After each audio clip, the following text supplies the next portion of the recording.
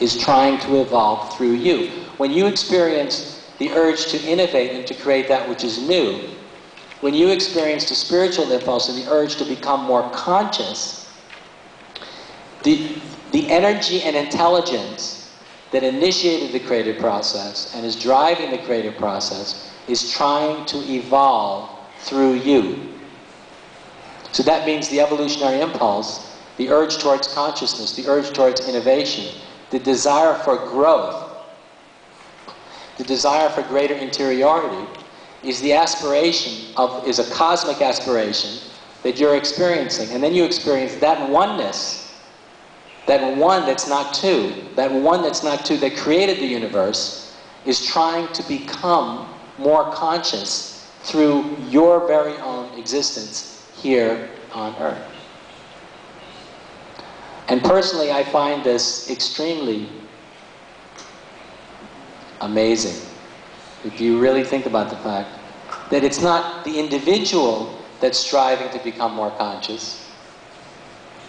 It's not the individual who's striving towards consciousness.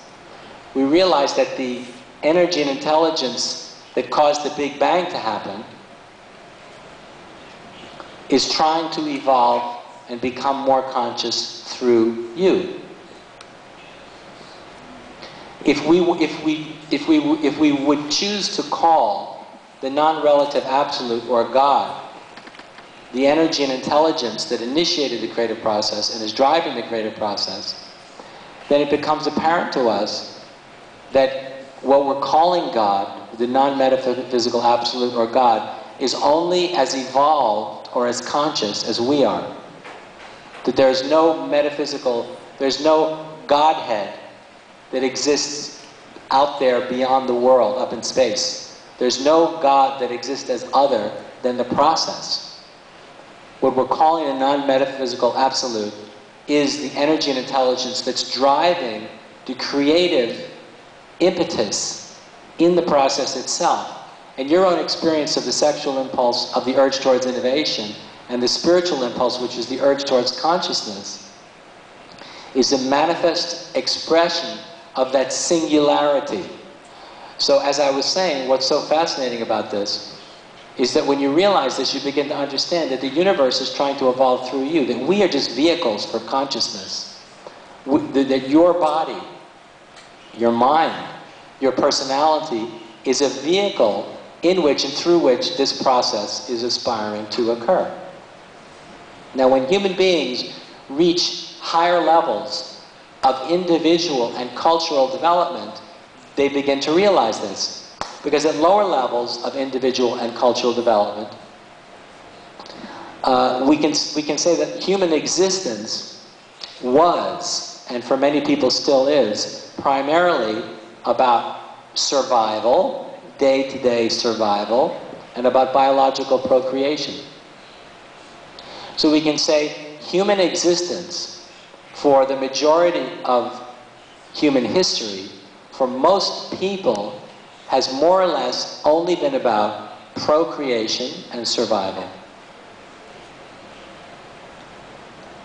But as we have gained access to a higher standard of living, wealth, education,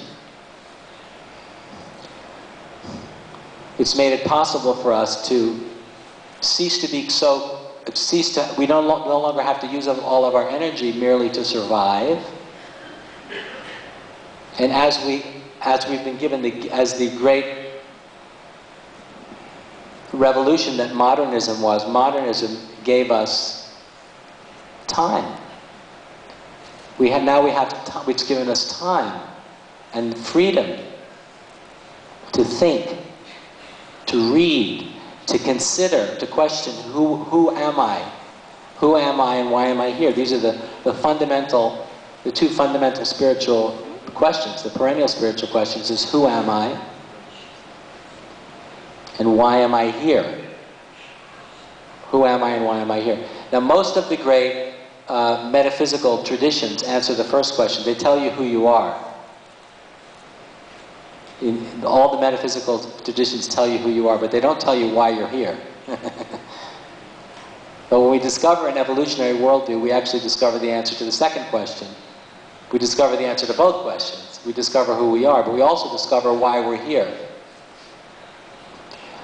And the answer of why we're here is very important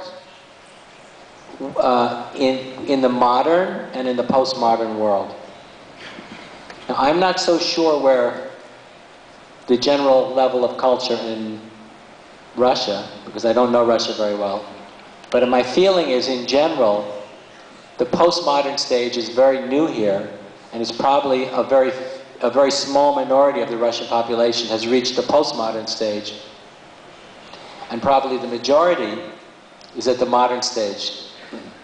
Russia is just entering into, you know, the leading edge is entering into postmodernity. But the question is, and the reason why this is important is, with modernity, you know, with modernity there was a big shift. Because when there was, in a traditional world, you know, before modernism, we lived in a traditional world. And we saw the world through the traditional religious worldview. God was up there. God lived as external to the world, beyond the world. We were here.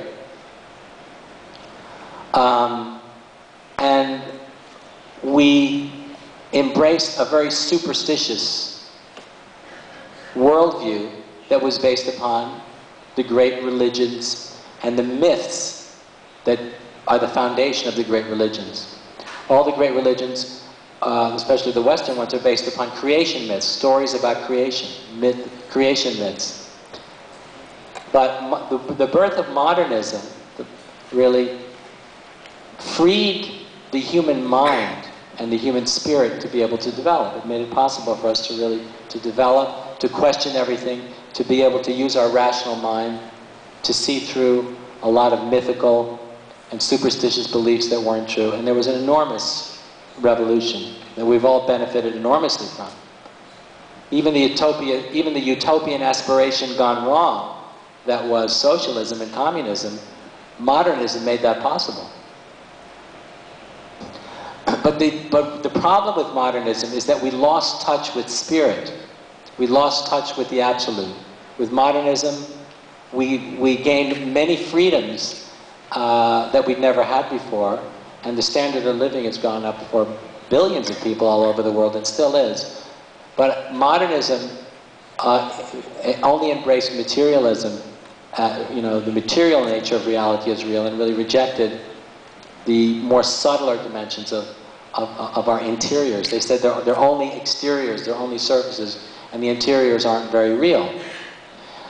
And what's happened is we find in modernism and in postmodernism, that the self, which is now enjoying the fruits of modernism, which is a high standard of living, and the fruits of modernism, and the fruits of postmodernism, which is political freedom, women's liberation, the freedom to be an individual, the freedom to think and to do as we please, that in spite of these great freedoms, that the self, the modern self, and especially the postmodern self, finds itself experiencing deep alienation. Doesn't know, why am I here? Why do I exist?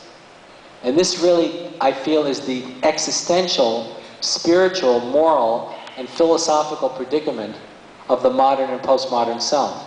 Because the postmodern self has a higher standard of living than human beings have ever had, and experiences political and personal freedoms that are unprecedented historically. But the problem is that we don't really know why we're here. And many people from my own generation and from our children's generation, Gen X, Gen Y, the baby boomers, Gen X and Gen Y, suffer from a deep spiritual and existential and philosophical confusion as to why of existence. Why do I exist? If we don't know why we exist, if we're not clear about the fact of why we exist, if we don't know why we're here, it's very difficult to be very committed in our life.